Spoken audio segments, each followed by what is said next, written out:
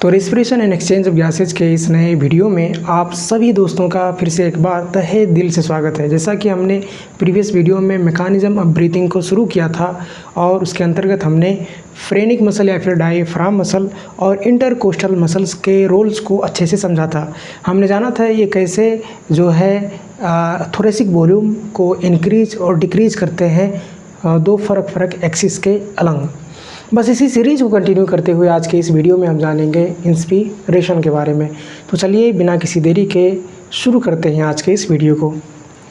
तो जैसा कि आप देख पा रहे हैं कि यहाँ पर मैंने लिख रखा है inspiration is an active process.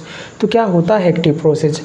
आप एक्टिव प्रोसेस को समझने के लिए आपको एक बच्चे जो कि गुब्बारे में हवा भर रहा है उसको जो है अपने माइंड में रखना होगा और इस एग्जांपल को समझना होगा। जब वो गुब्बारा फुला रहा होता है, बलून को फुला रहा होता है, तो फोर्सफुली जो है एक एक्टिवली जो है उसमें हवा पुश कर रहा होता है, ये चीज़ है। लेकिन जब वो उस गुब्बारे की ओपनिंग को जब खोलेगा, क्या उसे कोई जांगर या फिर कोई एक्टिवली कुछ काम करना पड़ेगा उस पर? जाहिर सी आप कहेंगे नहीं करना पड़ेगा, क्योंकि जैसे ही उस ओपनिंग को खोलेगा खुद बखुद इंटरनल प्रेशर की वजह से बाहर की तरफ एयर रश करेगा और वो खुद बखुद जो है क्या हो जाएगा, कंट्रैक्ट हो जाएगा। तो बस इसी तरह जो इंस्पिरेशन होता है, गैसेस को इनहेल करने का प्रक्रिया होता है, एक एक्टिव प्रोसेस होता है। इसमें हमारा कॉन्शियस एफर्ट लगता है, लेकिन जो एक्सपिरेशन होगा उसमें हमारा कॉन्शियस एफर्ट नहीं लगेगा, उसमें वो एक पैसिव प्रोसेस होगा। तो एक्टिव प्रोसेस जो इंस्पिरेशन होता कैसे है?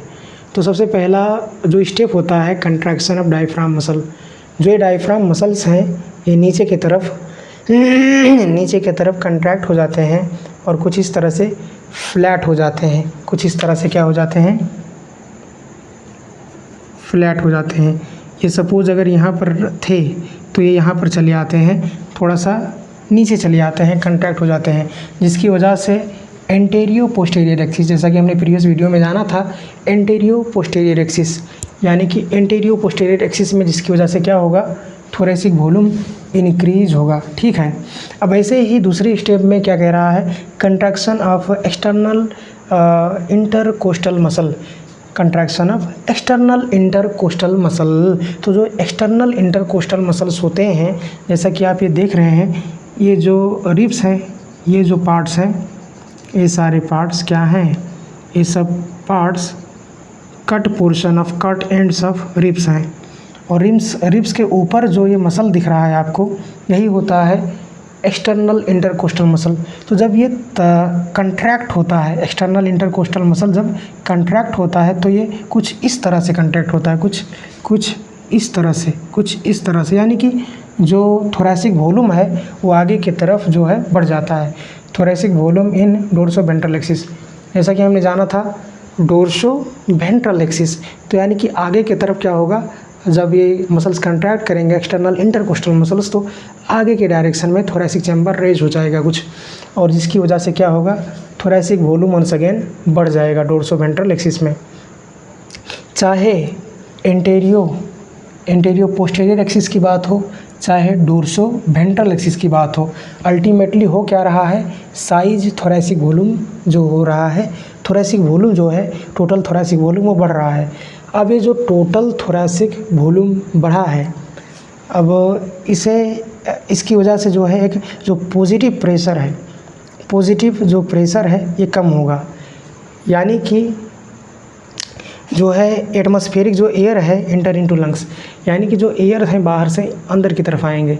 आपको मालूम होगा जब आप किसी चीज़ को दबाते हैं, किसी पिचकारी को दबाते हैं, किसी बोतल को दबाते हैं, तो एयर अंदर से बाहर की तरफ रश करता है, एक पॉजिटिव प्रेशर उसे पुश करता है एयर को इनसाइड से आउटसाइड की तरफ। अब जो कि यहाँ पर क्या हुआ है, थोरेसिक वॉल्यूम बढ़ गया है, तो जाहिर सी बात है जो पॉजिटिव प्रेशर था वो घट गया है। तो पॉजिटिव प्रेशर ये तो कह रहा है कि पॉजिटिव प्रेशर घट जाया करता है।